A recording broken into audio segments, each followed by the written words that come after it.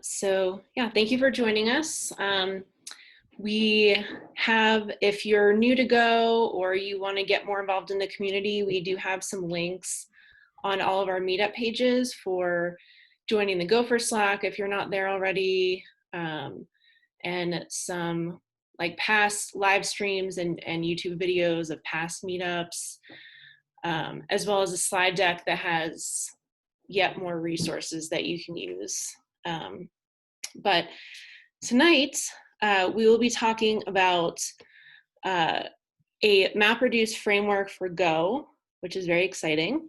Connor will be presenting on that, and Connor is actually currently in Boston, but we'll be moving out to Denver. So hopefully once we are all actually doing in-person meetups again, he will be able to maybe present in the future in person. We'll see. But yeah, so thank you, Connor. If you want to share your screen, we can go ahead with that. Yeah, thanks, Heather. If I start to break up a little bit, you'll have to, hopefully you can still hear me, but I'm on the opposite side of the apartment from the router. So that's why my video may be choppy. As Heather mentioned, greetings from sea level. So I'm in Boston right now, or I've been in Boston for the past couple of years, but I've been thinking about moving out. Of course, it's now sticky with all this, with quarantine and stuff. But fortunately, fortunately, it may be more possible now that people are considering remote. So I wanted to. I gave the talk that I'll give tonight, or like 70% of it, last month at the Boston group for the Boston group, and wanted to share it with you guys so I could start to meet people and network out there. Let me share the slides. I don't know if any of you noticed I was playing around with the Boston Tea Party background, but I think that would be a little bit distracting.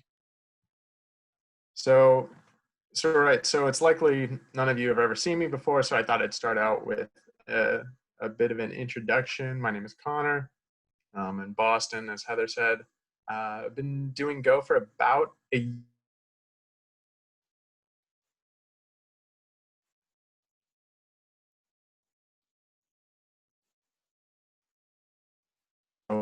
So I began with some first exposure to it was doing some undergrad research. Recently, class of 2020 from Northeastern, and then there are just some links to a small part of my footprint on the internet. If this will change slides. Right, so the talk tonight, I'm just going to talk about a project I've been working on for a little bit. It's a MapReduce framework. I fell in love with Go, but was interested that there wasn't too much in this space already, given that it came from the same company that invented MapReduce. So get into it. The outline of the talk, roughly, I'm going to talk about what inspired this project. I'm going to give, because I took that poll a little bit ago, a lot of people responded with, I've heard of it, so I want to dedicate some time to background on sort of what MapReduce is and the concepts within it. That'll segue into me describing the sort of GoMR 0.1, which was a local, just a single machine framework evaluation of that against current sort of state-of-the-art Spark. And then I'll talk about how I scaled GoMR using Kubernetes.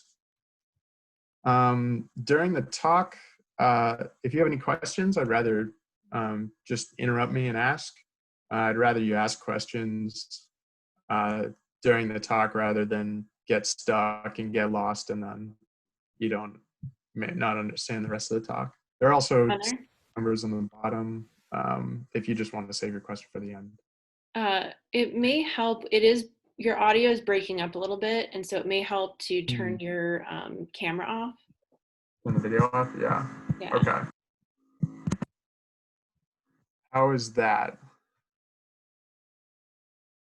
That sounded okay to me. But yeah, we'll let you know if it's breaking up. Okay, yeah, if I start to break up again, you can interrupt me. Was there any of that you missed? I guess it's not too important yet, but I think the most important thing is ask questions if you have them.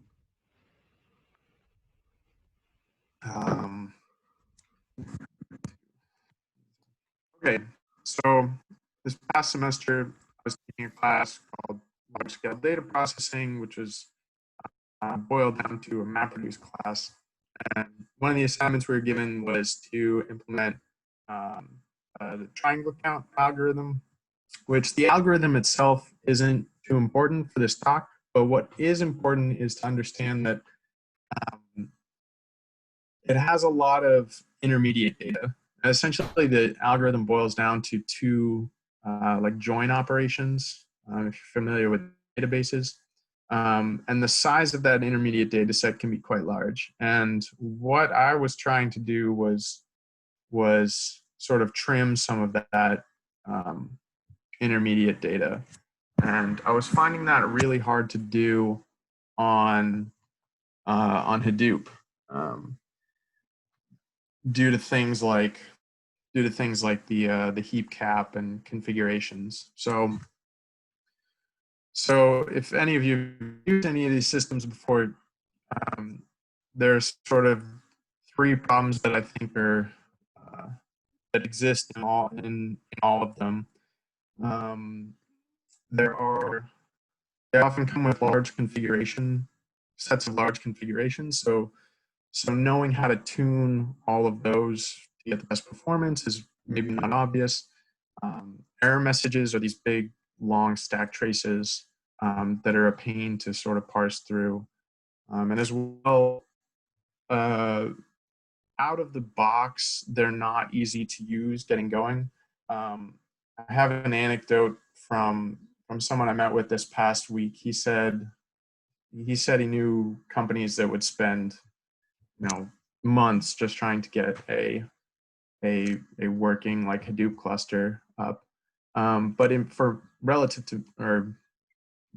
to me in my own experience, I had two options. I could either run Hadoop in standalone mode, which only gives you, which will take advantage of one core, or I could try and go through the hassle of installing and setting up an HDFS cluster on my laptop, which I thought was just too much, too annoying. So that was what sort of motivated this. I knew what I wanted to do, but with existing systems, they were just too frustrating, and there was too much elbow grease involved in something running. So I'm going to talk a little bit about what MapReduce is and give sort of an example, and then that will inform how to build a system using Go. So MapReduce came out of Google, I think 2004. The original paper is in yellow. There was two guys at Google, rather famous, Jeff Dean and Sanjay Gemawat. So what they noticed was that their engineers were writing lots of programs that did relatively simple things, but to do those simple things, they had to solve very hard problems in terms of fault tolerance and distributing these jobs across large Google clusters. So what they wanted to do was come up with a system that would make the programmers just need to focus on implementing those simple computations rather than all of that complexity that comes from distributed systems. So from the Wikipedia, MapReduce is a programming model implementation for doing just that. So the goal sort of is to be able to allow the programmer to define these simple tasks, and then the framework underneath will take care of the distribution, fault tolerance, and the networking and all of those problems.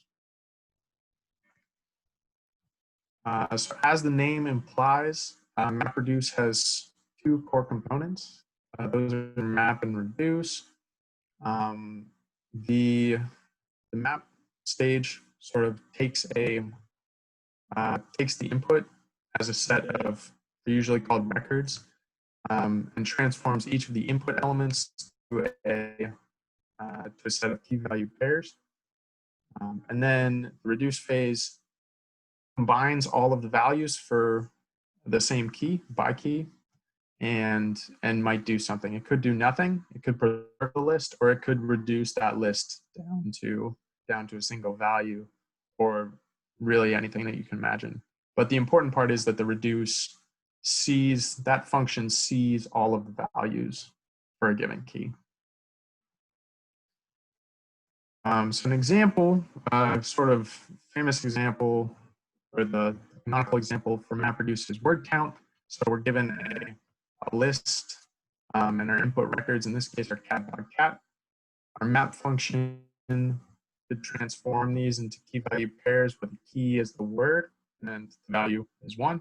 And then in the reduce function, all we do is sum over the values for that key. So we get cat 2, dog 1 in the end. Now, as programmers, and if we want to take these concepts and turn them into an actual implementation, we can think of this like a pipeline. So we can think of the input feeding data to the reducer, and finally feeding data to the output, or retrieving data from the output. Because, and the reason this is nice to think about it like a pipeline, is that if we have enough money and we have a big enough data set, we can parallelize this. So we can add more mappers and more reducers, sort of more processing units to each stage. So let's see that example again, except with the pipeline. So input gets partitioned among the mappers. Mappers do their job, turning the input records into key value pairs. Key value pairs go to the reducers.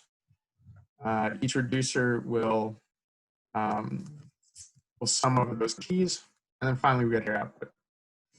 Now, as you probably all have noticed, this is wrong, so there must be something missing.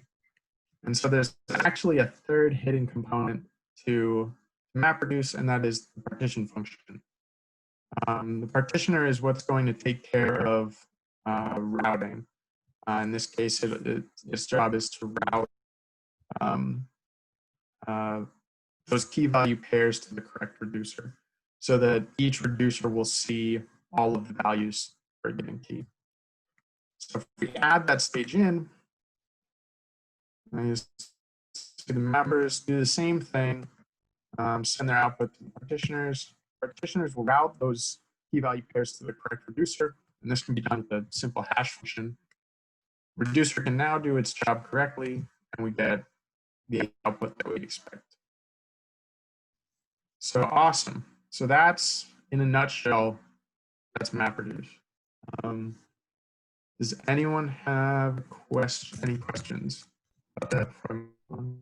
Is that sort of like the core? Connor, this is Brendan. I have a question. Yeah. The class that you took, was that at university, or was this a class that you took just on your own? That was at university. Okay. It seems kind of funny now because it was, well, that's a story. No, that was at Northeastern. Great. I'm sure you can. I'd be surprised if you couldn't find anything like this, like in the real world, though, or like any sort of class setting. But, excellent. Yeah, I'll certainly be on the lookout for that. Thank you. Yeah. Okay, so that's MapReduce. Or sorry, did anyone else have anything? Or, so that's MapReduce. And that's sort of, so now the question is, if we have that like understanding of what needs to happen, how do we translate that into a Go program? So I'm going to give in this section the implementation of GoMR. The core function that is in the sort of local implementation is 38 lines of code, and I'll be going through all of them in the next couple of slides. That's not including data structures, of course, and interfaces, but sort of the core functionality for a single machine implementation was very simple to do using Go, and that's my point. But so I'll go over the goals I had, which address the problems that I was facing in the beginning. I'll give you sort of my take on the design, and then implementation. There's going to be a lot of code in this section. If you need me to slow down, I can do that. Right. So remember in the beginning, I said that existing systems have too much configuration, error messages are too complex, and they're not efficient. They're efficient if you're able to scale horizontally, but if you ever want to debug anything on a single machine, they become annoying. And this is large, I think, largely due to the JV. But so these are the opposites of those are my goals. So I want minimal configuration. I want to have simple error messages, and then I want the thing to be memory and CPU efficient. Let's go. So bringing back that pipeline, I thought these elements pretty naturally map onto Go constructs. So though the mappers, the partitioners, and reducers, these sort of replicated functions are Go routines, like Go routines. The communication between them can be taken care of by channels. So already this seems like a pretty simple task. So the user obviously, or the user of the library is going to define what they want to do in each of those stages. They're going to define the logic for the mapper, partitioner, reducer. But the library has to sort of define the interfaces for these.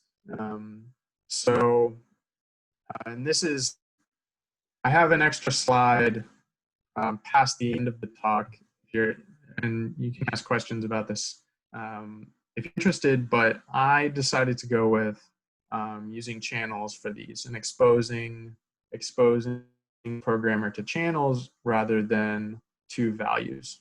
And I can just I can tell you why if you're interested, but for now, that's how it's going to be. Right. So these are sort of the function signatures that the user has to take care of. You'll notice that the partitioner and reducer have access to sync groups or wait groups, whereas the mapper does not. I'll get into that later. And you also notice that the partitioner output channel is actually a slice of channels. Remember I said that the partitioner is responsible for routing to the correct reducer. Therefore, it instead of sending to a single reducer, it needs to know all of the reducers that it could possibly send to in order to route those intermediate values. So these three interfaces, they can be a single interface. In the MapReduce world, a single cycle of map partition reduce is typically called a job. And so it's just easier to define functions if we have a single, if we have types that input all three of these. We can define essentially job structs to define all three of these. Hold on one sec.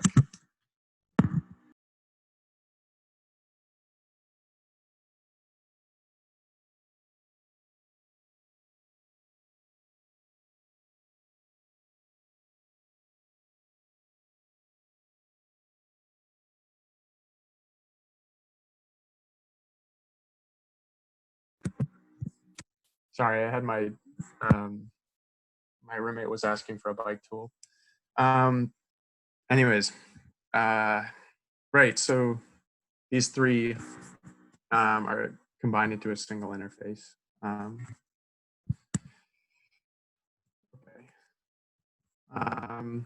So the first thing we need to do is to take care of the wiring. And that we can do, so we know we're gonna have a set of mappers, a set of partitioners, and a set of reducers. So we have slices of input channels for each of those. And then we also define a single output channel. Now, to construct those is pretty simple. So starting off on the reduce end, we'll make an input channel for each reducer and then spin off a go routine to run that reduce function, run the jobs reduce function. And give it the input channel, the proper input channel, the output channel, and that in a sync group or a wait group. Likewise, so it's not clear from the slides, but the number of mappers and partitioners is the same, but the number of reducers is independent. So you can have different numbers of mappers and reducers, but the number of partitioners is tied to the number of mappers. And later, when we get into the distributed implementation, you'll see that actually the mappers and partitioners run as sort of a single entity and on the same machine, whereas reducer could run on a different machine. So likewise, as we spawn reducer go routines, we'll spawn mapper and partitioner go routines. And I'll hang out on this slide just for a little bit so you guys can take a look. But see that spawn up, like we did for the reducers, we'll spawn an input channel for each of the mappers and partitioners, and then spawn a go routine and sort of wire it correctly. So we give it the proper input channel, we give it the proper output channel. In the case of partitioners, like I said, we give it all of the input channels to the reducers.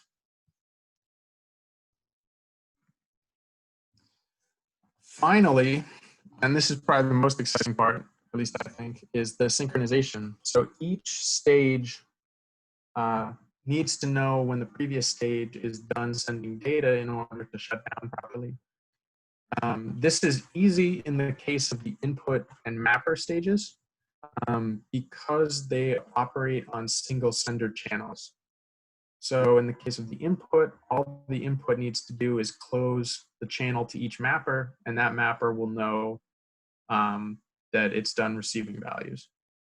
Likewise, the mappers and partitioners are hooked up one-to-one. So all the mapper needs to do when it's done generating values, generating intermediate values, is to close those channels. However, the reducers are receiving on a single channel, but they've got multiple senders because the partitioners are routing values to the reducers. So in between the partitioners and reducers, you have single receiver, multiple sender channels. Similarly, with the output, you have multiple reducers sending on a single output channel.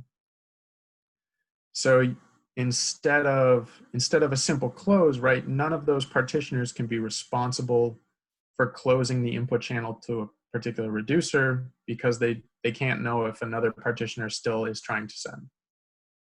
So in order to solve this problem, what I do is create those wait groups with the appropriate numbers for the partitioners and reducers, and the user is responsible for calling that wait group's done method in its logic. Now, and so what the library does is it spawns off the go routine to the right, which waits for all of those partitioners to be done. And then once they're all done, we know that we can close all of the input channels. In a similar way, we know once all of the reducers are done, there's going to be no more output and we can close the output channel.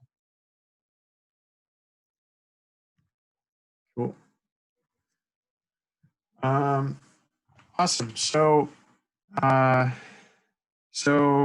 decided I wanted to see how good this thing is. So I decided to test it against a state-of-the-art system. I had done a lot of work with Spark, so I chose that. I also chose it because it was just simpler to install and get up running on a machine.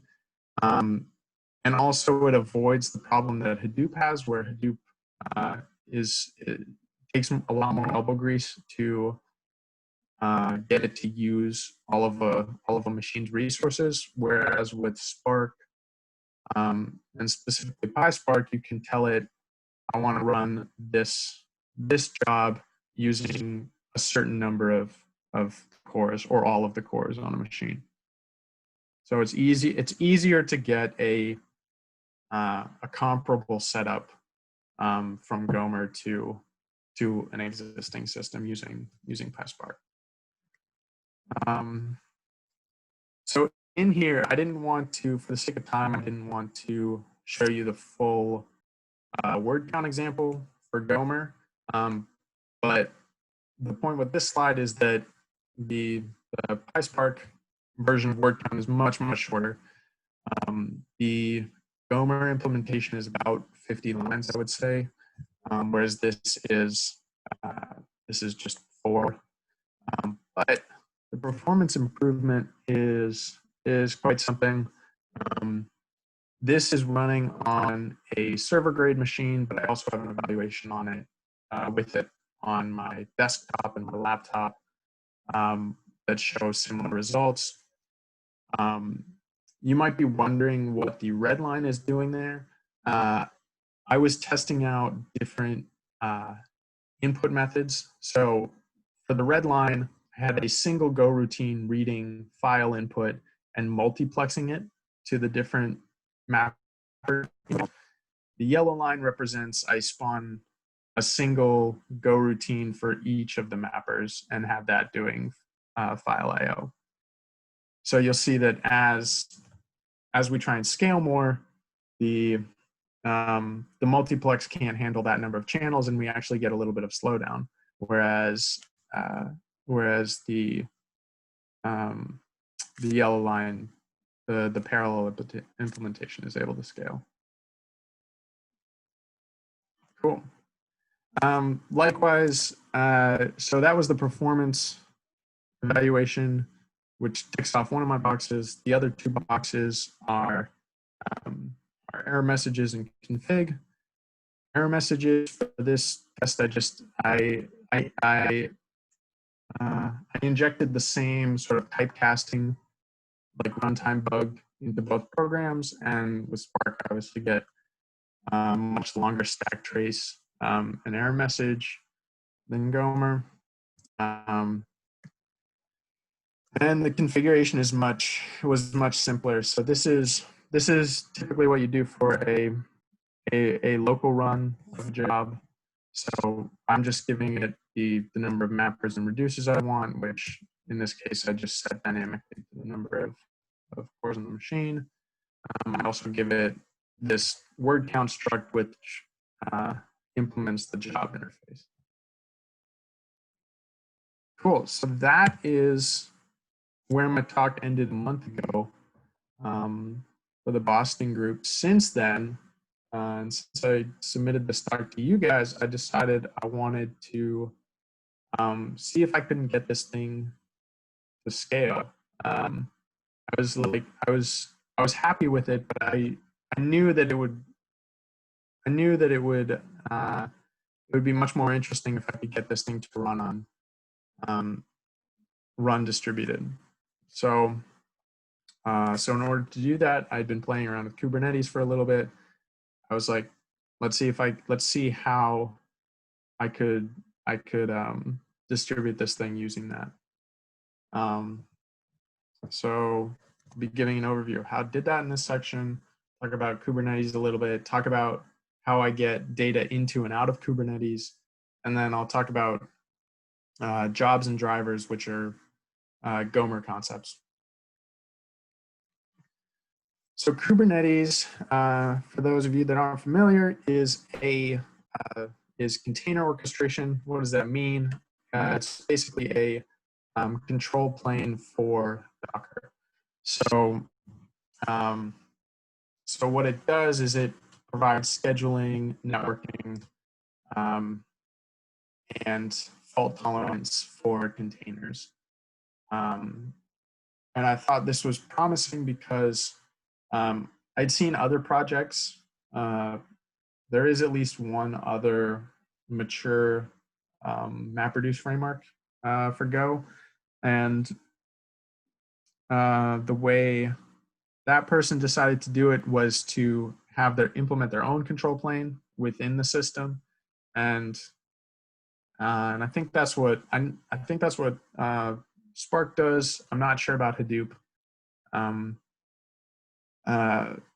But I only had a month to do this, and I wanted to offload as much of the work as possible onto Kubernetes, which I knew was already a mature, essentially a mature control plane. So I'll explain the picture a little bit. These are sort of, so nodes are meant to be physical machines. Pods in Kubernetes are just sort of sets of containers. The designers of Kubernetes realized that for some applications, you may want two containers, which are essentially binaries, to be able to talk through the file system, or might be tightly coupled. So for security and for development's sake, you might still want these entities to be separate in separate containers, but you might want them to be tightly coupled and to have fast communication, low latency communication between them. So I'm getting into a little bit of a tangent with Kubernetes, but let's come back. So containers by default are ephemeral. What that means is that for those of you that aren't aware, what a container is essentially a file system with an entry point. So it's sort of, I've heard people say lightweight VM to describe them. But what it is you're basically giving a binary a file system to play in. But what happens is once that binary stops running, the file system will go away. So data doesn't persist by default. So what you can do in Kubernetes is you can use these things called persistent volumes and persistent volume claims to essentially give those containers access to an NFS style device, where at a certain path in the container's file system, you'll have mounted some external storage. And it may change in the future, but for now, that's how I decided to do it with GoMR. So when one of these jobs is created, it'll mount those drives in sort of an NFS style, and then input and output will be read in that way. Prerequisites, if you want to play around with GoMR on a live Kubernetes cluster, these are just some things you can do. I have a repository at that URL, which is sort of like a template for creating one of these jobs, which includes those persistent volume claims. It includes like a mock make file that will build everything. It will build your containers, and it will also build the binary that runs these things. So just to take a step back, if we want to think about an application, up until this point, we've just talked about a single MapReduce job, which is that map partition reduce cycle. But in most cases, you might not just want to do a single job with a single program, right? You might want to run the same job multiple times, or you might want to run multiple different types of jobs in sort of like a Unix style, like chaining the output from one into the other.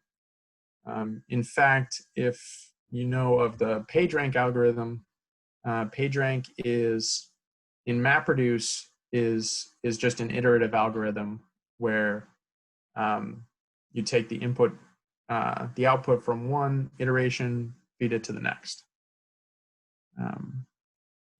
So this is what I ultimately wanted to enable with the distributed version. You could do this with the local version as well, but there's a little bit more work that had to go into making this sort of chaining of jobs available for a distributed version. Which leads into sort of the two concepts that I wanted to talk about that you need to get that the distributed version of GoMR will use. So we have jobs and drivers. So the jobs are the same as before. It's just one of those cycles of map, partition, and reduce. And in the so something that makes doing distributed computing in Go a little bit more challenging is Go doesn't have a particular feature that's available to Java or Python. And that is function serialization or Lambda serialization. So in Go, you can't send functions between Go programs. Or for example, if one Go program has a function, you can't serialize it, send it to another that wasn't compiled with that function and run it. So existing MapReduce frameworks do that, where they will have some long-running worker program. It will accept like a Java serialized class, and it will just run that class with the map function or the reduce function on the data provided. But in Go, we can't do that. So I had to do things slightly differently. So I separated these concepts, or separated these into two things. So the job is defined much like it is for the local version, except this is meant to be compiled into a single binary and sort of run on its own, and represents sort of a single stage in the application. So if you want to do word count in distributed manner, right, you define this. This is an example of a job, and the main function really is just supposed to provide an entry point into. You could also do like initialization stuff if you wanted, but it's supposed to be an entry point into that run distributed method. The run distributed method will take command line parameters that basically tell the program whether or not you're a mapper or a reducer, and different configuration information. So it knows basically who it is, who it's supposed to talk to, what stage of the computation it'll run, etc. And so instead of doing serialization that would be done in other languages, in GoMR, what happens is the sort of the binary gets distributed, and then at runtime, those command line parameters tell it what functions to run. The second piece of this, so the jobs get run on the cluster and distributed and replicated, but the thing that you'll run on your computer is a driver program. So this is just an example of a simple driver program for that word count application, or for that word count job. And what this is basically saying is that we want a driver program, we want 3 mappers and 3 reducers, and we want to, the only thing we want to do is run the word count image, or the word count container, which is a job, and give it some input and output data. Yeah, so on the cluster, if we go back to our image, or go back to our diagram of Kubernetes, what this will look like is on your local machine, you'll compile those Docker images, which represent the MapReduce job. and then the driver will talk to Kubernetes and take care of things like replication and also fault tolerance. Something that I wanted to do with basically I offloaded as much work as I could onto Kubernetes, but something that the driver still has to take care of is monitoring that job to make sure that all the components exit correctly. If they don't, then it will actually just rerun the job. In my experience, MapReduce jobs are meant to be idempotent, or rather were designed to be idempotent. But I have heard stories from one of my software engineering friends who was doing something a bit different. He was using the output of the reduce to basically, he wanted to write the MapReduce output to a Kafka queue, and so there's a little problem there if you expect operations to be idempotent versus what your I/O is with the rest of the world. But it's an interesting problem, I thought. I think that's it. So during my own research, I looked into what other people had done in the Go space with MapReduce. This is just, if you're interested later, this is just a set of links to other systems I found. Really, only one of them is mature. There are 2 links towards the bottom by another guy that's been trying to do similar stuff. That might be interesting to look at. I unfortunately haven't had time to play with it till now. Yeah. Any questions?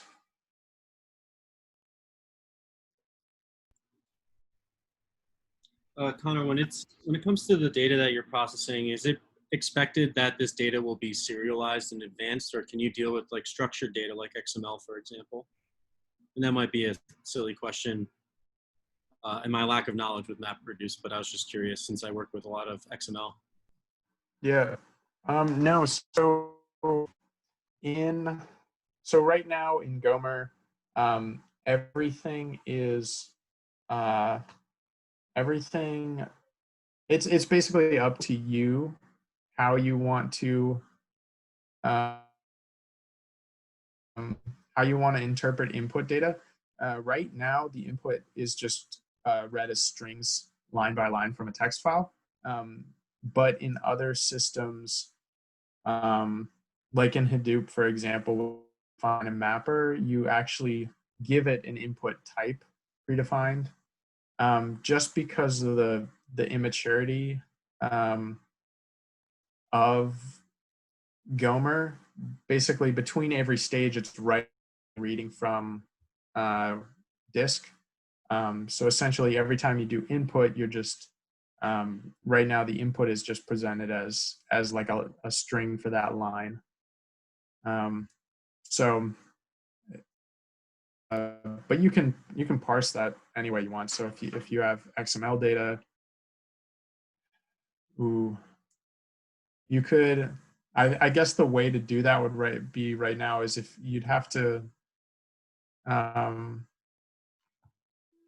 You'd probably have to make sure that each XML object is on its own line. I guess would be the best way to do it right now. Yeah, I think while I'm thinking about it, you would really need to know the XML structure ahead of time to map that out. Yeah, when I was designing this, part of my inspiration was that some of those optimizations I talked about doing with triangle count, I really couldn't do because the existing system seemed less flexible. So when I was designing this, I erred on the side of more complexity but more flexibility for the user.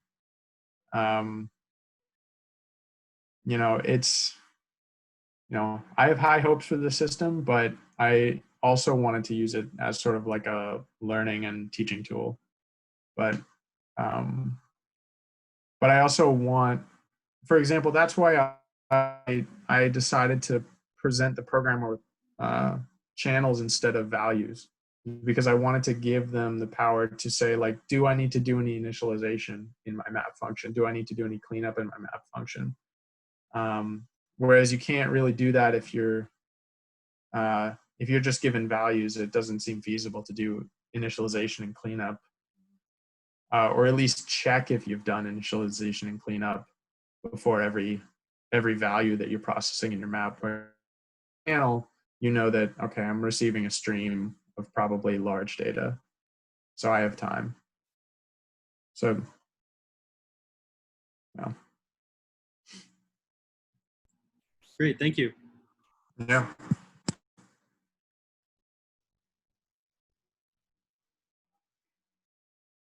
Were you able to play around with that example last night? No, I was bad and never followed up. I got busy with work. Yeah, I do plan on trying this out locally at some point in time. The whole MapReduce concept is really interesting to me because I work with a lot of heavy data processing, a lot of which, like I said, it comes in as XML, but we do know the structure ahead of time. So stuff like that. And in my case, we're mainly processing the data and sometimes doing some sanitizing some of it, but more about just getting the data and directing it down the right channels type of situation. Yeah. Out of curiosity, how long have you been working on this project? You might have said that already, so sorry if I missed that. This was probably, so I did really the core of it, the local version was like an afternoon, but sometime I think in April or May. It was towards the end of, actually no, it might have been March or April. So I did a bunch of development with it in March or April, just to get that core function going, but as well as develop some of those nicer features. So like I have like utility functions for doing input, for example, which was sort of interesting because doing like multiple go routine like input on a file and avoiding duplication was a fun problem. It had a bunch of edge cases. And then really I put it to bed for a little bit. Preparation for the Boston talk, I did some more work cleaning it up and evaluating it, and then I spent a couple weeks in between this and last month getting the Kubernetes version of it working and writing the library to do the distribution. So probably in total, maybe like a month's worth of work. That's pretty impressive. Thank you.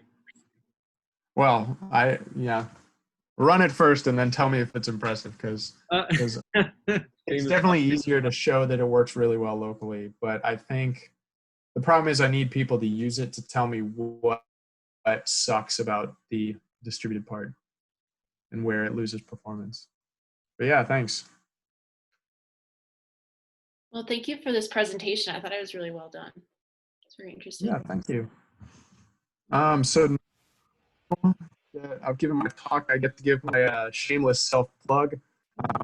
So like I said, my name's Connor, considering moving to the Denver area, and I'm looking for work, looking for my next challenge. So yeah. That's it. Thanks, guys.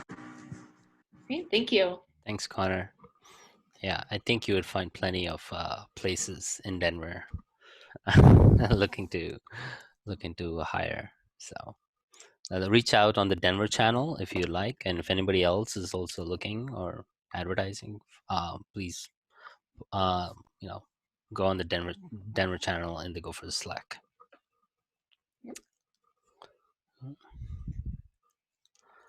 Awesome. Well, thank you very much, Connor. Anybody else? Does anybody else have anything that they want to kind of share or add or discuss and talk about? If not, then I think we can call it a day. But I'm still open to hang out for a little bit if you still want to. Yeah. What's the best like set of books for someone new to Golang but experienced with programming? Ooh, that's a good question. I tend to, for somebody new to Go, I actually tend to, well, it depends on the medium, but I always redirect people to the site that I used, which was gobyexample.com. Some people use TourGo. I think Go by Example just kind of breaks it up into topics so you can step up, a step back, and just look at visually and say, okay, I don't really need to know about strings, but and so you can pick the topics. And then it kind of I think it redirects you to the playground if you click the little gopher, so you can then actually you don't need to install any tool chains or anything like that to actually just start playing with Go. So I tend to just use the online resources. Sorry. Is there something that explains why Go was built the way it was, like the decisions that the architects of the language made? Because that helps me understand things. Probably the blog. Yeah. The blogs on there. I was gonna say there was a point in time at Pivotal where I would try. Well, I've completely failed, but I would look at the Go blog, and I would just even now I have links to the error handle. There's a blog post that I have that are regarding error handling and stuff. And they have really good information over there. I think that's if you dig back in history far enough, you'll probably find a lot of good tidbits from Rob Pike and stuff. Yeah, and there's this isn't directly related to that, but if anyone's not subscribed to Go Weekly, the newsletter, that's really good too. And there's usually good tutorials and then also news about Go, things that are changing, just to stay up to date. Yeah, and nice, thanks. And kind of like a side topic, since Connor's GoMR project was actually heavily using channels, at least the initial part, right? There was this talk in GopherCon, I forgot her name. Her name started with a K. I can try and find the link and share it on the Slack. But she did this excellent deep dive. Was it about the locking? What's that? Was it about? I think I know what you're talking. Was it about locking and synchronization? Yeah, it was about synchronization, and I think she went into deep dive on the channels and how channels work underneath. But it was presented. She presented in such a beautiful. I really wish I knew her name off the top, but it was a while. It was just one of the GopherCons I had gone to a while ago, and I was just like, I'm gonna watch this talk on YouTube again. So yeah, there's a bunch of things happen. Yeah, Brendan's sharing a bunch of things and Kevin's sharing a bunch of things. Yeah, but if you're interested in channels and how they work, I'll try and look up this talk and share it on the Denver channel. Thank you. On the same subject, actually, I'm curious how many folks here have read the official Go book. I know it was released back in 2010, so likely outdated now. But I know that for a while people were considering that pretty fundamental if you're into books, for example, and you want to read just more. Have it because I remember that's how I learned C was from actually not from the Kernighan book, but just from a different book, and I thought it'd be useful. But I actually find that I referenced the the Go by Example and it's not called Stylistic Go. What's that the site with the Go like patterns, or like the proper way to do. I forget what it's called.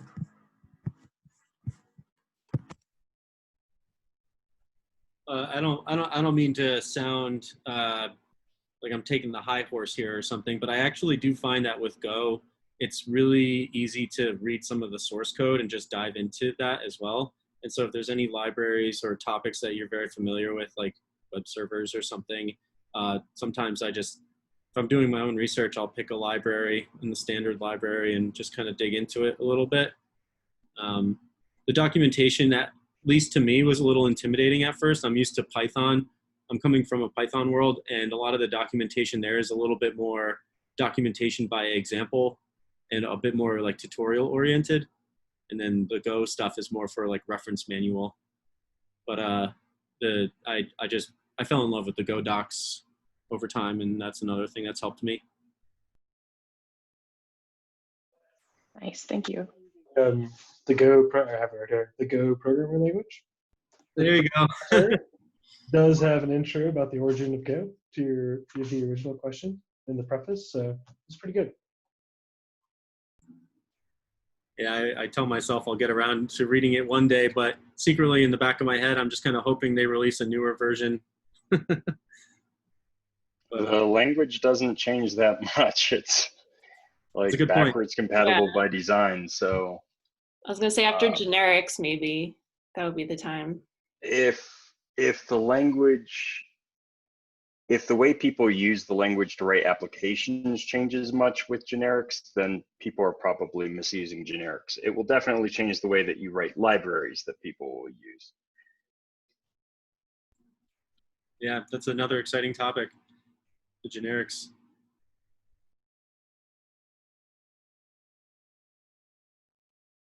And if anyone missed, Kevin actually did a talk on that. So if anybody missed that, you can look at our past meetups, and I believe the recording is linked there. There's I believe, a newer, better playground. So if you're watching through that video and I disclaim like using the online web playground for generics has the limitation that you can't use imports, go check out the Go blog. I think their most recent article is about generics proposal, which is essentially the same generics proposal, just slightly revised. And I don't think the playground has that same limitation. So go have fun. Thank you so much. It's very helpful.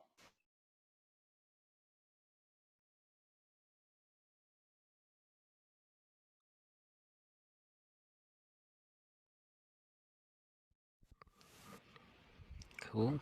Any other questions?